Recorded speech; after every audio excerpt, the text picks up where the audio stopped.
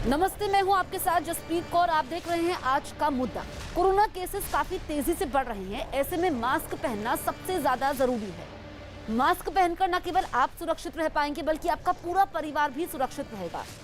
और इसी को लेकर के हमने एक मुहिम भी शुरू की है, #मास्क पहनो इंडिया।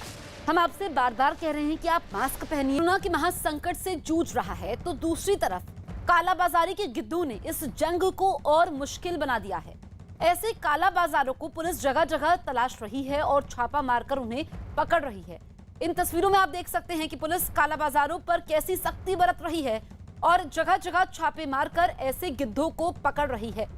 दो तस्वीरें तो बिहार से ही हैं, जहां हाजीपुर में दवाओं की काला बाजारी की खबर मिलने पर दवा दुकानों पर छापा मारा गया, तो वहीं भागलपुर में रेमडेसिविर की काला बाजारी की खबर मिलने पर अस्पताल में छापा मारा गया।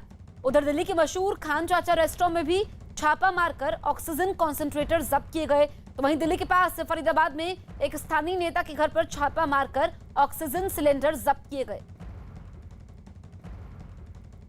दिल्ली के मशहूर खान चाचा रेस्टोरेंट के अलावा दो और रेस्टोरेंट से ऑक्सीजन मिलने के मामले में पुलिस ने मैट्रिक्स सेलुलर सर्विस नाम की कंपनी के CEO गौरव खन्ना को गिरफ्तार कर लिया है।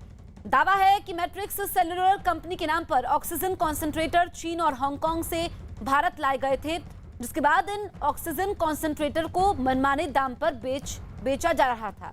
पुलिस को कंपनी के मालिक गगन दुग्गल के फार्म हाउस से ऑक्सीजन कॉन्सेंट्रेटर मिले हैं।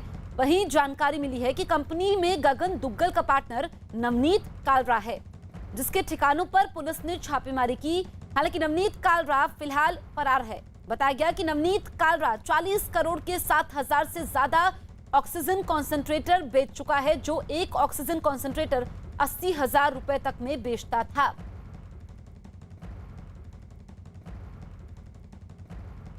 दिल्ली की लोधी कॉलोनी में ऑक्सीजन की कालाबाजारी के मामले में आरोपी नवनीत कालरा की तलाश तेज हो गई है। पुलिस के मुताबिक नवनीत कालरा के कंपनी के मालिक गगन दुग्गल से पिछले साल अक्टूबर में दोस्ती बढ़ी थी। ताजा जानकारी के मुताबिक दोनों ने मिलकर अब तक 7,000 ऑक्सीजन कॉन्सेंट्रेटर ब्लैक में बेच चुके हैं। दावा है कि जो ऑक्सीजन कॉन्सेंट्रेटर इनको आयात करने के बाद 16 से 20,000 में मिलता था, उसे ये लोग 40 से लेकर 80,000 रुपए तक में बेच रहे थे। आरोप है कि दोनों ने मिलकर अब तक करीब 40 करोड़ से ज्यादा के ऑक्सीजन कॉन्सेंट्रेटर बेचे हैं। पुलिस को शक है कि नवनीत और गगन दुग्गल के अलावा इस रैकेट में कई बड़े लोग भी शामिल हैं। खान चाचा रेस्टोरेंट में ऑक्सीजन कॉन्सेंट्रेटर के जब्त होने के बाद जारी तफ्तीश के बीच दिल्ली पुलिस को एक वीडियो और एक व्हाट्सएप चैट मिली है, जिससे कालाबाजारी का गोरखधंधा के बारे में जानकारी मिली है। पुलिस के मुताबिक व्हाट्सएप चैट नवनीत कालरा से जुड़ी है, जिसके लिए बाकायदा एक ग्रुप बनाया गया था। इस ग्रुप में नवनीत कालरा की तरफ से ऑक्सीजन कॉन्सेंट्रेटर की डिमांड और सप्लाई के बारे में बातचीत है। इसके अलावा पुलिस को 26 अप्रैल का वीडियो मिला है, जिसमें खान मार्केट के खान चाचा रेस्टोरेंट के सामने लोगों की भीड़ दिखी, जो ऑक्सीजन कॉन्सेंट्रेटर खरीदने के लिए जुटी हुई थी। नवनीत कालरा से जुड़ी मैट्रिक्स कंपनी के CEO की गिरफ्तारी के बाद मैट्रिक्स कंपनी की तरफ से सफाई दी गई है। कंपनी ने अपने इरादे नेक होने का दावा किया और बताया कि कंपनी की तरफ से कोरोना संकट में मदद करने के लिए एक सेंटर बनाया गया था, जहां से मरीज के परिजन और जरूरतमंद भी संपर्क करके ऑक्सीजन कॉन्सेंट्रेटर ले सकते थे। कंपनी ने उनकी मदद की कोशिश को गलत तरीके से पेश करने का आरोप लगाया। साथ ही कंपनी ने उन पर लगे आरोपों के खिलाफ मजबूती से लड़ने का दावा भी कर दिया। दिल्ली के मशहूर खान चाचा रेस्टोरेंट में ऑक्सीजन कॉन्सेंट्रेटर मिलने और कालाबाजारी के आरोप लगने पर रेस्टोरेंट के पहले मालिक हाजी बंदे हसन, जिन्हें खान चाचा नाम से जाना जाता है, उनके बेटों ने इस मामले पर अपनी सफाई दी है। खान चाचा के दोनों बेटों ने नवनीत कालरा पर उनके पिता का नाम खराब करने का आरोप लगाया। उनके मुताबिक खान चाचा और उनके परिवार का उस रेस्टोरेंट से कोई संबंध नहीं है। उन्होंने दावा किया कि नवनीत कालरा ने पहले रेस्टोरेंट में हिस्सेदारी ली और बाद में वो नवनीत कालरा के नाम पर हो गया था। हाजी बंदे हसन खान चाचा के दोनों बेटे सलीम जावेद हमारे साथ हैं। ये अपनी पीड़ा जाहिर कर रहे हैं कि किस तरह से खान चाचा रेस्टोरेंट का नाम खराब किया है नवनीत कालरा ने। सलीम भाई, आपके फादर के नाम पर ये रेस्टोरेंट चलता था, काफी फेमस रेस्टोरेंट था। किस तरह से नवनीत कालरा के पास गया और नाम खराब हुआ, इतने सालों की जो प्रतिष्ठा थी? जी हुआ है, और 2016 से 2010 तक हमने नवनीत कालरा के साथ जो पार्टनरशिप करी थी, उस टाइम पे हमने पार्टनरशिप करी थी, और 2016 से 2020 तक हम अलग हो गए थे इनके साथ। बाकी भाई बताइए जरा। जी ये 2010 में हम लोग जुड़े थे और ये पार्टनरशिप हमारी 6 साल तक चली, 2010 से 2016 तक। और 2016 में हमारे बीच कुछ डिफरेंसेस आए जिसकी वजह से हमने इनके साथ ताल्लुकात ख़त्म कर लिए थे और हमारा कोर्ट में केस भी चला था 4 साल। और इस पेंडेमिक के बाद हमने अपने काम पे मेन फोकस करना था, तो इसलिए हमने फिर अपना आउट ऑफ कोर्ट आपको सेटलमेंट लगता है किया। कि जावेद भाई कि आपके फादर का नाम खराब हुआ? एक फेमस रेस्टोरेंट था एक दिल्ली के काफी पॉश इलाके में। जी, हमें बहुत अफसोस है इस चीज़ का कि जो नाम हमने आउट ऑफ कोर्ट सेटलमेंट कहते इनको दिया था, उसका इन्होंने टेक केयर नहीं किया, बल्कि उसको और ज़्यादा कलंकित कर दिया। ये बहुत दुर्भाग्यपूर्ण है। आपके फादर जो है खान चाचा, उन तक ये बात पहुंची होगी, काफी बीमार रहते हैं घर पे, बहुत पीड़ा हुई होगी। असल में वालिद साहब डिमेंशिया से ग्रसित हैं, तो वो घर पर ही उनका ट्रीटमेंट चल रहा है, तो वो इतना ज़्यादा समझते नहीं हैं इन चीज़ों को। लेकिन जाहिर सी बात है हमारी पूरी फैमिली को इस चीज़ का अफसोस है। नवनीत कालरा लगातार आते थे यहाँ पर। नवनीत कालरा के बारे में हमें नहीं मालूम, क्योंकि 2020 में हम उनसे अलग हो गए थे। उसके बाद हम अपने काम पे फोकस कर रहे थे। हमने उनको नाम दिया इसलिए था कि हमें अपने काम के ऊपर फोकस करना था, और हमने कहा कि पापा ने हमें हुनर सिखाया है, अल्लाह का शुक्र है हमें हुनर सिखाया, और हम सलीम जावेद के नाम से कर सकते हैं। और खान चाचा नाम भी स्कूल के बच्चों ने ही पापा को दिया था, तो हमने उनको दे दिया था, और हमें अपने काम के ऊपर आज फोकस खराब करना। हुआ नाम लेके। नाम खराब हुआ है। और इस वक्त की बड़ी खबर आपको बता दें, कोरोना की एक और दवा मंजूर हो गई है। तो कोरोना के कहर के बीच ये राहत की खबर है, डीआरडीओ ने ये दवा तैयार की है। डीसीजीआई से भी इस दवा को मंजूरी मिल चुकी है और डीआरडीओ ने इस दवा को तैयार किया है। ट्रायल में ये दवा मददगार साबित हुई है और ऑक्सीजन पर इस दवा के जरिए अब निर्भरता घट चुकी है। तो समझिए कि आज भी 4 लाख से ज्यादा मामले सामने आए हैं। तो इस संकट के बीच में एक राहत भरी खबर, कोरोना की एक और दवा को मंजूरी मिल चुकी है। और संदीप बोल हमारे सहयोगी फोन लाइन पर मौजूद है। संदीप, जब हर तरफ से बुरी खबरें सामने आ रही है, इस बीच राहत की खबर है ये। बिल्कुल जसप्रीत, लगातार जिस तरीके से इस तरीके की खबरें आ रही हैं, मामले बढ़ रहे हैं, वैक्सीनेशन ड्राइव तेजी पे है और कई सारी ऐसी दवाएं हैं जिनकी जरूरत है तत्काल प्रभाव से कि वो इस तरीके की जो कोरोना से महामारी से जो लोग जो ग्रसित हैं या फिर जिनको इलाज के दौरान दिक्कतें हो रही हैं, उसको लेकर जो है डीआरडीओ और इनमास ने मिलकर एक ऐसी मॉलिक्यूलर दवाई का इजाद किया है जो कि काफी कारगर है। उस मॉलिक्यूल के इस्तेमाल से जितने भी लोगों पर ये क्लिनिकल ट्रायल किया गया है, उस ट्रायल में ये साफ हुआ है कि जो भी एडमिट पेशेंट हैं वो बेहतर तरीके से रिकवर कर रहे हैं। साथ ही जो एक्स्ट्रा ऑक्सीजन की जो जरूरत होती है, एक्सटर्नल ऑक्सीजन देने की जरूरत होती है, वो भी कम हो रही है। तो ये एक बड़ी कह सकते हैं पहल है। डीआरडीओ लगातार जो है अपने सारे कह सकते हैं कि जितनी भी उनके पास जानकारियां हैं या जितने भी जो स्टेप्स वो उठा सकते हैं कोरोना से निपटने के लिए, वो उठा रहे हैं। और उसी के मद्देनजर एक बहुत बड़ी खबर है, बहुत सुकून देने वाली खबर है कि अब जो अस्पतालों में जो कोरोना से पीड़ित जो लोग हैं, जो जूझ रहे हैं, उनके ऊपर अगर इस दवा का इस्तेमाल किया जाए तो उनको काफी राहत हो सकती है। इस दवा बिल्कुल, तो ये राहत की खबर है, एक और दवा को मंजूरी मिल चुकी है। जहां पूरा देश कोरोना से जंग लड़ रहा है, वहीं संकट काल में सक्रिय गिद्ध लोगों को नोच रहे हैं। न्यूज 18 ऐसे ही गिद्धों के खिलाफ मुहिम भी चला रहा है ताकि इनका चेहरा बेनकाब हो सके और इनके खिलाफ सख्त कार्रवाई हो। आपको जानकर हैरानी होगी कि जिस दिल्ली में लोग सांसों के मोहताज हो गए हैं, उसी दिल्ली में कुछ लोग अब भी धड़ल्ले से ऑक्सीजन सिलेंडर और ऑक्सीजन कॉन्सेंट्रेटर की कालाबाजारी कर चुके हैं। दिल्ली के कुछ नामी रेस्टोरेंट से पिछले 24 घंटे में 1-2 नहीं बल्कि 524 ऑक्सीजन कॉन्सेंट्रेटर बरामद किए गए हैं। जबकि देश की राजधानी दिल्ली में ही कुछ लोग महामारी से लड़ने में मददगार दवाइयों और मेडिकल उपकरण की कालाबाजारी करते हुए पकड़े गए हैं।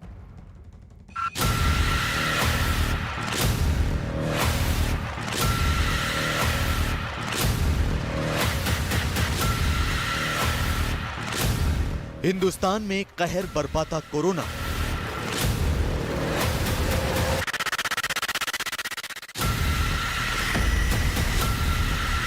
संकट काल में जारी है कालाबाजारी।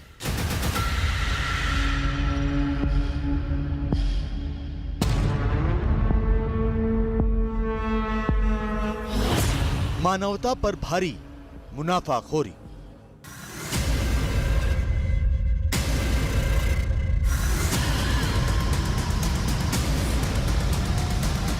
देश में कोरोना के मरीजों की तादाद कम होने का नाम नहीं ले रही। हर बीतते दिन के साथ कोरोना के नए मरीजों की संख्या रिकॉर्ड स्तर को छू रही है। कोरोना से होने वाली मौतें भी डरा रही हैं।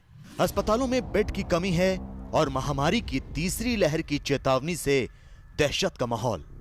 लोग अपनों की जान बचाने के लिए दवाइयों, इंजेक्शन और ऑक्सीजन के लिए मारे मारे फिर रहे हैं। पेशेंट अभी ऑक्सीजन के लिए, तो उनके लिए बहुत ज़रूरी है ऑक्सीजन को।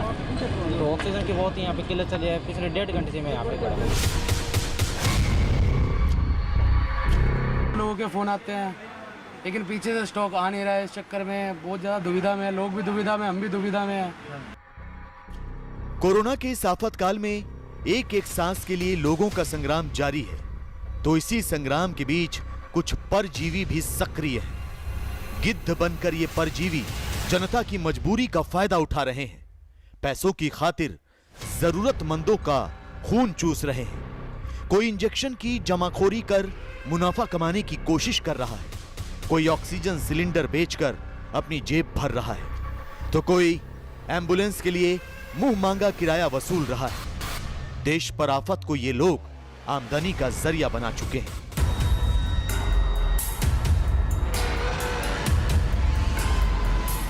कोरोना काल के ऐसे ही गिद्धों का चेहरा हम रोज बेनकाब कर रहे हैं।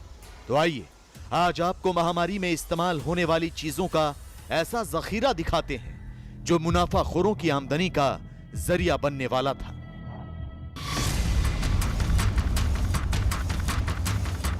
सैकड़ों डिजिटल थर्मोमीटर, सैकड़ों ऑक्सीमीटर, डिब्बों में बंद ऑक्सीजन कॉन्सेंट्रेटर। ये किसी दुकान की तस्वीरें नहीं है, बल्कि ये कोरोना काल के उन गिद्धों से बरामद की गई मेडिकल सामग्री का वो जखीरा है जिनका ये ऊंचे दामों पर सौदा कर मुनाफा कमाने की फिराक में थे। जरूरतमंदों को ये सामान बेचकर अपनी जेब भरना चाहते थे, लेकिन इससे पहले कि ये हर बार की तरह इस बार भी अपने मंसूबों में कामयाब हो पाते, दिल्ली पुलिस ने इन्हें धर दबोचा। दरअसल दिल्ली पुलिस को खबर मिली थी कि एक गैंग जीवन रक्षक दवाओं और उनसे जुड़े उपकरणों की कालाबाजारी कर रहा है, जिसके बाद पुलिस ने अपना जाल बिछाया। गुरुवार रात 9 बजे ग्रेटर कैलाश की एम ब्लॉक मार्केट में एक कार से 2 आरोपियों को गिरफ्तार किया। आरोपियों के पास से 10 oxygen concentrator, 3486 digital thermometer, 265 digital gun thermometer और 684 ऑक्सीमीटर बरामद किए गए। यही नहीं, इनके पास से 10 नेबुलाइजर और 82 प्लास्टिक पाइप भी मिले हैं। गौर से देखिए, आपके टेलीविजन स्क्रीन पर नजर आ रहे यही वो 2 गिद्ध हैं जो मुसीबत के इस दौर में भी मुनाफाखोरी कर रहे थे। यही वो इंसानियत के दुश्मन हैं जो लोगों की जिंदगी बचाने के लिए इस्तेमाल की जाने वाली जरूरी चीजों की कालाबाजारी कर रहे थे। तो आपको बता दें कि इन 2 आरोपियों में से एक का नाम सईद और दूसरे का नाम मुकीम है। दोनों दिल्ली के ही जामिया नगर के रहने वाले हैं। दोनों ने पुलिस के सामने अपना गुनाह कबूल कर लिया है और फिलहाल जेल भेज दिए गए हैं।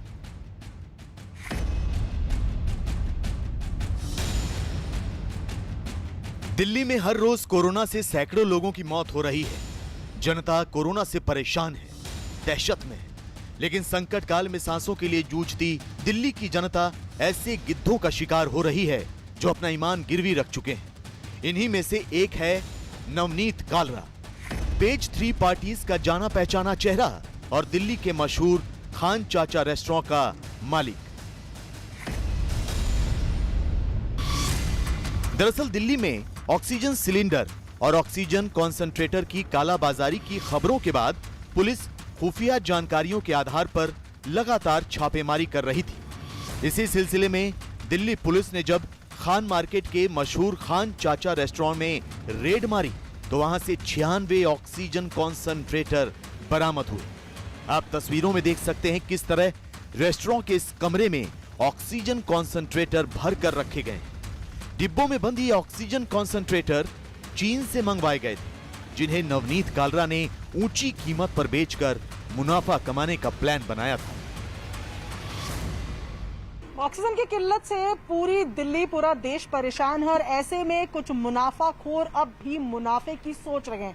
ऐसे ही लोगों पर लगातार तबिश बढ़ा रही है दिल्ली पुलिस। और आज साउथ दिल्ली पुलिस ने खान मार्केट के प्रसिद्ध खान चचा रेस्टोरेंट पे रेड डाली। यहां से उनको 96 कॉन्सेंट्रेटर मिले हैं, ऑक्सीजन कॉन्सेंट्रेटर मिले हैं। सिर्फ खान मार्केट का ये ही रेस्टोरेंट नहीं बल्कि एक और रेस्टोरेंट टाउन हॉल में भी 9 कॉन्सेंट्रेटर मिले हैं। बताया जा रहा है कि इसका मालिक नवनीत कालरा, जिसका नाम बताया जा रहा है, वो पेस्ट्री पार्टीज में एक आम चेहरा है, बड़े लोगों से उसके संबंध है। और ऐसे में नवनीत कालरा के 3 रेस्टोरेंट में केवल 2 दिन के अंदर 500 से ज्यादा ऑक्सीजन कॉन्सेंट्रेटर्स बरामद हुए हैं और 3 लोगों की गिरफ्तारी अब तक बताया जा रहा है कि इस पूरे मामले में हो चुकी है। नवनीत कालरा फरार चल रहे हैं। अभी तक की जो जानकारी आ रही है उसमें पुलिस ने बताया है कि बाहर विदेशों से, चाइना से इन कॉन्सेंट्रेटर्स को मंगवाया जा रहा था और यहां पर भारी मुनाफे के साथ कालाबाजारी करके, स्टॉक करके लोगों को बेचा जा रहा था। और ऐसे में 2 दिन के अंदर 3 रेस्टोरेंट से 500 से ज्यादा ऑक्सीजन कॉन्सेंट्रेटर पुलिस ने बरामद किए हैं और फिलहाल नवनीत कालरा की तलाश जारी है। लोगों की जिंदगी और सांसों का सौदा करने वाला नवनीत कालरा बहुत जल्द पुलिस की गिरफ्त में होगा। लेकिन हैरानी की बात यह कि सरकारों और पुलिस प्रशासन की सख्ती के बावजूद पिछले 24 घंटे में दिल्ली के 3 बड़े रेस्टोरेंट से 1-2 नहीं बल्कि 524 ऑक्सीजन कॉन्सेंट्रेटर बरामद हो चुके हैं। खान चाचा रेस्टोरेंट और टाउन हॉल रेस्टोरेंट समेत न जाने ऐसे कितने अड्डे हैं जहां से कोरोना काल के गिद्ध ऑपरेट कर रहे हैं। नवनीत कालरा और हितेश के अलावा न जाने ऐसे कितने लोग हैं जो लोगों से सांसों के बदले पैसे वसूल रहे हैं। इस वक्त की बड़ी खबर आ रही है कोरोना से जुड़ी हुई। केंद्रीय स्वास्थ्य मंत्रालय ने आदेश दिया है कि अगर किसी कोरोना मरीज के पास जांच रिपोर्ट नहीं है तो भी उसे अस्पताल में भर्ती करना होगा। स्वास्थ्य मंत्रालय ने यह आदेश कोविड अस्पतालों को दिया है कि भर्ती होने के लिए पॉजिटिव रिपोर्ट जरूरी नहीं है। तो ये अहम आदेश स्वास्थ्य मंत्रालय की तरफ से, और इसमें जो लोगों की परेशानी है वो भी दूर होगी, क्योंकि हम देख रहे हैं कि जो कोरोना की रिपोर्ट है वो काफी देरी से मिलती है और ऐसे में मरीजों की जान नहीं बच पाती है क्योंकि उन्हें अस्पताल एडमिट करवाने से मना कर देते हैं। अब जो स्वास्थ्य मंत्रालय का आदेश है कि अगर मरीज की स्थिति खराब है तो रिपोर्ट हाथ में हो, कोविड रिपोर्ट हो, ये जरूरी नहीं है, अस्पताल को हर हाल में भर्ती करना होगा। तो स्वास्थ्य मंत्रालय का ये अहम आदेश, कोविड अस्पतालों को ये आदेश दिया गया है।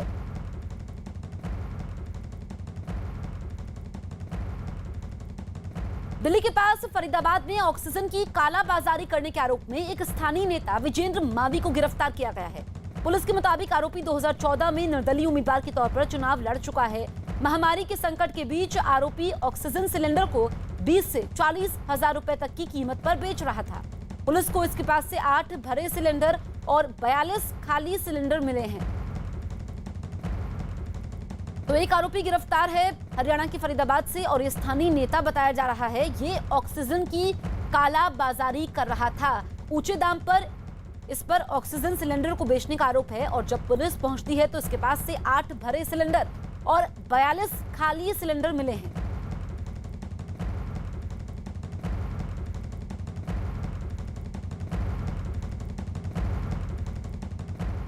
देश भर में कोरोना के बढ़ते कहर के बीच सुप्रीम कोर्ट ने अलग अलग राज्यों में बंद चुनिंदा कैदियों को 90 दिन की पैरोल पर रिहा करने का आदेश दिया है। सुप्रीम कोर्ट ने राज्यों से इस मामले में एक कमेटी बनाने का कहा है जो ये तय करेगी कि किस कैदी को रिहा किया जाएगा। इस फैसले से जेल में कैदियों की संख्या कम होगी और कोरोना नियमों का पालन आसान होगा। एहतेशाम हमारे सहयोगी फोन लाइन पर मौजूद हैं। एहतेशाम, और क्या जानकारी मिल रही है?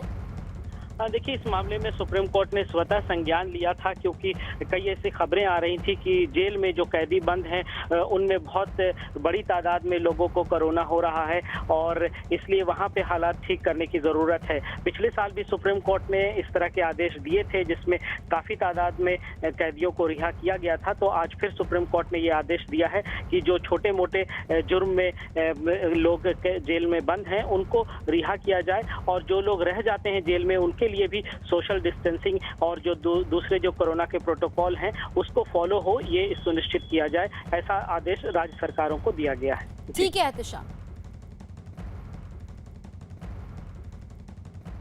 जहां पूरा देश कोरोना से जंग लड़ रहा है, वहीं संकट काल में सक्रिय गिद्ध जिंदा और मजबूर लोगों को नोच रहे हैं। आपको जानकर हैरानी होगी कि जिस वक्त लोग एक एक सांस के लिए मोहताज हो रहे हैं, उसी काल में लोग अब भी धड़ल्ले से ऑक्सीजन सिलेंडर की कालाबाजारी कर रहे हैं। बिहार के रोहतास जिले में प्रशासन की टीम ने छापा मारकर ऑक्सीजन सिलेंडर की कालाबाजारी के गोरखधंधे को उजागर किया। यहां छापा मारकर 129 ऑक्सीजन सिलेंडर जब्त किए गए। इस गोरखधंधे में शामिल विकास कुमार नाम के एक शख्स को भी गिरफ्तार किया गया है। खबर मिली थी कि डिहरी के स्टेशन रोड में विकास ट्रेडर्स में 30,000 से 35,000 रुपए में एक ऑक्सीजन सिलेंडर बेचा जा रहा है। इसी खबर का पीछा करते हुए डिहरी के एसडीओ और एएसपी ने दलबल के साथ छापेमारी की और मौके से विकास कुमार को गिरफ्तार किया। साथ ही 129 ऑक्सीजन सिलेंडर भी बरामद किए। पूछताछ में ये बात सामने आई कि पश्चिम बंगाल से रिफिलिंग कर ऑक्सीजन सिलेंडर मंगाए जाते थे और 30 से 35,000 में प्रति सिलेंडर ऑक्सीजन बेची जाती थी। दिल्ली कोरोना के प्रहार से करहा रहा है, लेकिन गिद्ध अपनी जेब भरने में लगे हैं। दिल्ली के ही एक अस्पताल से हैरान करने वाला वाकया सामने आया है। इस अस्पताल का गार्ड कोरोना मरीजों को ट्रे से रेमडेसिविर इंजेक्शन चुराकर उसे 20-20 हजार रुपए में बेच रहा था। यही नहीं, बिहार के भागलपुर से एक कंपाउंडर पकड़ा गया जो कोरोना से मारे गए लोगों के नाम पर अस्पताल से रेमडेसिविर इंजेक्शन लेकर उसकी कालाबाजारी कर रहा था। ऐसे में सवाल ये कि महामारी में गिद्धों की मुनाफाखोरी आखिर कब थमेगी?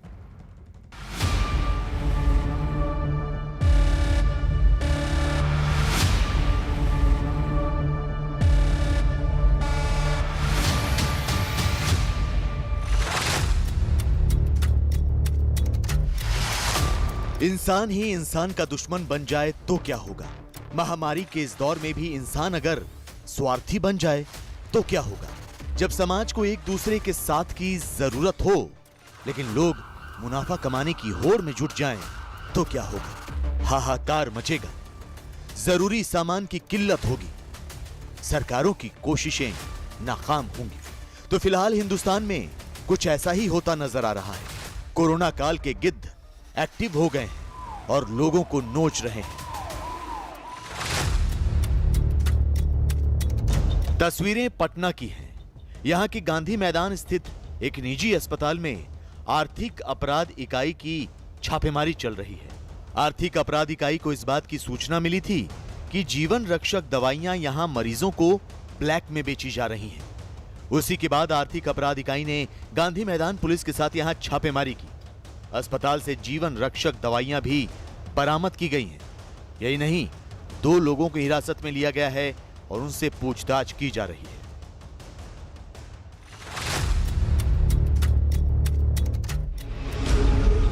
पुलिस की गिरफ्त में आए इस युवक को देखिए। दरअसल ये एक कंपाउंडर है, यानी फ्रंट लाइन वर्कर। लेकिन आपको यह जानकर हैरानी होगी कि पिंटू नाम का ये कंपाउंडर रेमडेसिविर इंजेक्शन की कालाबाजारी कर रहा था। ये कोरोना से मर चुके मरीज के नाम पर इंजेक्शन हासिल करता और फिर उसे ऊंचे दाम पर बेच देता। लेकिन भागलपुर के ड्रग विभाग को इसकी जानकारी हो गई और इसे रंगे हाथों गिरफ्तार कर लिया गया। पुलिस ने कंपाउंडर पिंटू के साथ उस हॉस्पिटल के खिलाफ भी मामला दर्ज कर लिया है जहां से ये रेमडेसिविर इंजेक्शन लिया करता था।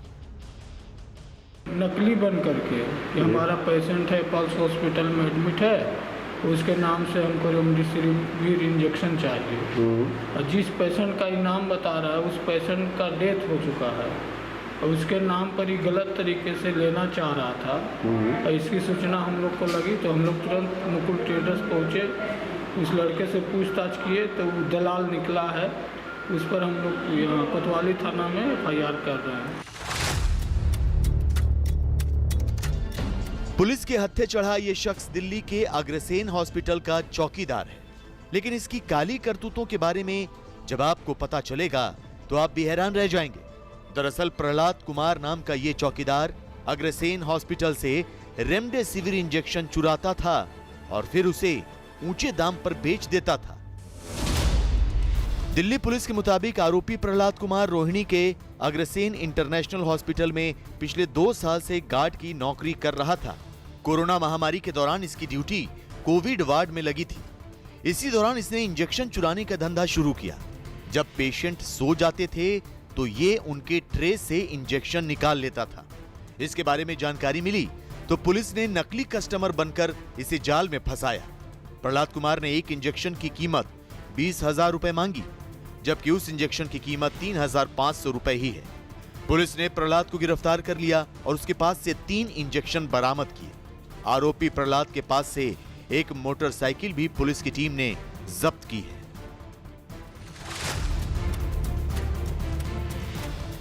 कोरोना काल में एम्बुलेंस से मनमाना पैसा वसूलने के मामले में एक MBBS डॉक्टर को गिरफ्तार किया गया है। यह मामला भी दिल्ली का ही है।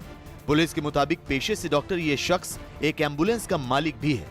ये कोरोना काल में जरूरतमंदों को एम्बुलेंस देने के बदले उनसे 3 गुना किराया वसूल रहा था। एक पीड़ित को गुरुग्राम से लुधियाना छोड़ने के एवज में इसने 1,20,000 रुपए वसूले। जी हां, सही सुना आपने, 1,20,000 रुपए। अब आप ही सोचिए, क्या इस जैसा शख्स डॉक्टर कहलाने के लायक है? कोरोना काल में कुछ लोग जरूरी दवाइयों, ऑक्सीजन सिलेंडर और इंजेक्शन की कालाबाजारी कर रहे हैं, तो कुछ ऐसे भी हैं जो कोविड की फर्जी रिपोर्ट तैयार करने का काम कर रहे हैं। ऐसे ही एक गिरोह का मुंबई के काला चौकी इलाके में भंडाफोड़ हुआ। दरअसल स्वामी पैथोलॉजी नाम की इस लैब में बिना स्वैब लिए ही कोविड रिपोर्ट बनाई जा रही थी। इस मामले में पुलिस ने कार्रवाई करते हुए एक आरोपी को गिरफ्तार किया है, तो लैब से एक मोबाइल, कंप्यूटर और 2 कोविड की फर्जी रिपोर्ट जब्त की है। ऐसे ही लोगों से आज पूरा देश पनाह मांग रहा है। ऐसे ही लोगों के खिलाफ आज पूरा देश सख्त कार्रवाई की मांग कर रहा है। और न्यूज़ 18 लगातार संकट काल के ऐसे ही गिद्धों का चेहरा बेनकाब कर रहा है, क्योंकि ये किसी एक के नहीं बल्कि पूरे समाज और समूचे देश के दुश्मन। कोरोना के हाहाकार के बीच एक चीज है जिसने लोगों को जकड़ लिया है, वो है डर। हर कोई इस बात से डर रहा है कि कहीं वो या उसके अपने इस महामारी की चपेट में ना आ जाए। और ये डर वाजिब भी है, लेकिन कहते हैं कि डर के आगे जीत भी है। इस मंत्र का जाप करने वाले ही शायद कोरोना वॉरियर कहलाते हैं। ऐसे ही कोरोना वॉरियर हैं दिल्ली के बदरपुर में वैभव ऑक्सीजन प्लांट चलाने वाले कृष्ण कुमार, जिनके बारे में लोग बेशक ना जानते हो, लेकिन उनकी बदौलत न जाने कितने लोगों की सांसें अपनी तय रफ्तार से चल पा रही हैं। बदरपुर का ये वैभव ऑक्सीजन प्लांट इन दिनों 24 घंटे काम कर रहा है। इस प्लांट के मालिक कृष्ण कुमार बताते हैं कि कामगारों की डबल शिफ्ट चल रही है और वो खुद भी 16 तो कभी-कभी 24 घंटे तक काम करते हैं। इनके इस प्लांट पर डीएम ऑफिस से भी तैनाती की गई है ताकि दिल्ली और उसके आसपास के इलाकों में ऑक्सीजन की सप्लाई को सुचारू बनाया जा सके और जिसका सारा लेखा जोखा भी सरकारी फाइलों में दर्ज किया जा सके। कृष्ण कुमार का कहना है कि उनके प्लांट की पहली प्राथमिकता अस्पतालों तक ऑक्सीजन पहुंचाना है। उसके बाद वो उन लोगों के सिलेंडर को रिफिल करते हैं जो यहाँ ऑक्सीजन लेने पहुंचते हैं। सफेद लिबास में कोरोना वॉरियर्स को देखा होगा, कई कोरोना वॉरियर्स के बारे में आपने सुना होगा, लेकिन आज आपको मिलाते हैं कुछ ऐसे कोरोना वॉरियर्स से जो कि फिलहाल सबसे ज्यादा जरूरी हैं। इस वक्त हम बदरपुर के एक ऑक्सीजन मैन्युफैक्चरिंग प्लांट में मौजूद हैं, जहां पर आप देख रहे हैं कि ऑक्सीजन सिलेंडर्स को तैयार किया जा रहा है। और यहाँ ये हैं वो कोरोना वॉरियर्स जिनके बारे में आप नहीं जानते, क्या इनकी दिनचर्या रहती है, किस तरीके से इनके समय में बदलाव हुआ है, क्या कुछ काम ये फिलहाल कर रहे हैं, इस पर सबसे पहले बात करते हैं। कृष्ण कुमार जी हमारे साथ है वैभव ऑक्सीजन से। सर ये बताइए कितना बदलाव हो गया पिछले 1 महीने में, कैसा सिस्टम था पहले, आप कैसा हो रहा है? 1 महीने में काफी बदलाव आ गया। 1 महीना पहले तो हम सुबह 9 बजे आते थे, 6 बजे चले जाते थे। अभी हम सुबह काफी टाइम मतलब 20 घंटे काम कर रहे हैं। उसमें से देखिए स्टार्टिंग तो सुबह 6 बजे से हो जाता है और रात को जो है 2 बजे 3 बजे तक हम लोग काम करते हैं, जब तक कि हमारा लास्ट पेशेंट अटेंड नहीं हो जाता। अच्छा जी, लास्ट पेशेंट को अटेंड करके तभी हम घर पे जाते हैं। कितनी रिक्वायरमेंट रोज की रहती है, कैसे आप लोग मैनेज कर रहे हैं? रिक्वायरमेंट तो काफ़ी होती है, हर हॉस्पिटल के अलग अलग होते हैं, किसी के 32 हैं, किसी के 52 हैं, किसी के 62 हैं और उसी के मुताबिक हम एंट्री देते हैं उसकी। हाँ। और एक एक करके यहाँ पे अनलोड करके वापस रिफिल करवा के सिलेंडर शुरू कर देते हैं। भैया कहाँ से हैं आप? तो अभी यहाँ कब से काम करते हैं? 2 साल हो गए। 2 साल हो गए। तो अभी ज्यादा काम करना पड़ रहा है आजकल? कितने घंटे? 24 घंटे काम। तो अभी लगता है कि जरूरत है अभी समाज को, तो इस वजह से ज्यादा काम करना पड़ेगा। समाज को भी जरूरत है हमारी। ये 24 घंटे काम कर रहे हैं और उसके बाद ये कहना कि समाज को जरूरत है। ये तस्वीरें हैं उन कोरोना वॉरियर्स की जिनको आप नहीं जानते, पर ये कहानी भी आपको दिखाना जरूरी था। वीडियो जर्नलिस्ट रंजन के साथ Priyanka Kandpal, news 18 India, Delhi. Corona के इस भयानक दौर में कोरोना के मरीज अनगिनत तकलीफों का सामना कर रहे हैं। देश भर से आ रही ऐसी दर्दनाक खबरों ने थाने के एक टीचर पर इस कदर असर डाला कि वो सब कुछ छोड़कर लोगों की मदद के लिए निकल पड़ा और अपनी कार को ही एम्बुलेंस बनाया। विनय सिंह नाम के इस टीचर ने अपनी कार को एम्बुलेंस की शक्ल दी और जरूरतमंद कोरोना मरीजों को अपनी सेवा दी। बताया जा रहा है कि विनय सिंह अभी तक करीब 45 मरीजों को अपनी कार की इस एम्बुलेंस से अस्पताल तक पहुंचा चुके हैं और ये काम वो बेरोक टोक करते हैं। और सबसे बड़ा इंसानी पहलू ये है कि विनय सिंह अपनी इस सेवा के बदले एक भी पैसा किसी से नहीं लेते। विनय सिंह ने अपनी कार के अंदर प्लास्टिक पार्टीशन लगाया है और फेस मास्क और सैनिटाइजर की व्यवस्था है। उन्होंने बाकायदा अपना फोन नंबर अपनी कार पर लिखा है और खबर मिलते ही पीपीई किट धारण कर विनय सिंह मरीज के पास पहुंच जाते हैं। विनय सिंह मरीजों और श्रमिकों की सेवा में लगे हैं। तमाम लोगों को फूड पैकेट, राशन किट वितरण करने के अलावा पुलिस, नर्स और अन्य स्वास्थ्य कर्मियों को भी मास्क, सैनिटाइजर, भोजन, पानी की व्यवस्था कर रहे हैं। गाड़ी में मैं जो है कि अपने सेपरेशन के लिए पेशेंट के लिए एक पार्टीशन बनाया हूँ प्लास्टिक का कि पेशेंट पीछे रहेगा और मैं पीपी किट पहन के ही उनको जो है कि छोड़ता हूँ। सारे प्रिकॉशन मेंटेन करता हूँ। साथ साथ में पेशेंट को छोड़ने गाड़ी को सैनिटाइज भी हम करते हैं और हम लोग जो है कि मैं खुद अपने आप को अपने घर से भी क्वारंटाइन रखा हूँ। मैं अपने क्लास पर ही रुकता हूँ जिससे कि ये अगर कुछ दिक्कत भी अगर होगी तो मुझ तक ही रह के आगे नहीं फैलेगी। कोरोना की इस बीमारी ने कुछ ऐसे हालात बना दिए हैं कि अपने और बेगाने सभी एक दूसरे से दूर रहने को मजबूर हैं। हाहाकार के इस दर्दनाक माहौल में मुंबई के मशहूर डिब्बा वालों ने ऐसे जरूरतमंद लोगों की तरफ मदद का हाथ बढ़ाया है जो अपनी रोजमर्रा की जरूरी चीजों को पाने के लिए भी दूसरों की तरफ आस भरी नजरों से देख रहे हैं। मुंबई में कोरोना की दूसरी लहर की वजह से कर्फ्यू तक लगाना पड़ गया, लिहाजा कामकाज ठप हो गया और लोग मजबूर होकर घरों में बैठने को मजबूर हैं। फैक्ट्री और दफ्तर बंद होने से खुद डिब्बा वालों का काम बंद है, लेकिन इन लोगों ने अपनी तरफ से पैसे इकट्ठा करके केईएम अस्पताल के बाहर मरीजों के परिजनों के लिए मुफ्त में भोजन देने की शुरुआत की है। जो परिजन दूर से आते हैं, खाने पीने को लेकर दिक्कत होती है, उन्हें भोजन देने की मुहिम इनके द्वारा शुरू की गई है। यहाँ पर रोजाना लोगों को खाना मिल रहा है ताकि वो निःशुल्क इस महामारी के बीच डिब्बे वालों से खुद मदद ले रहे हैं और लोगों को मुफ्त में खाना बांटा जा रहा है।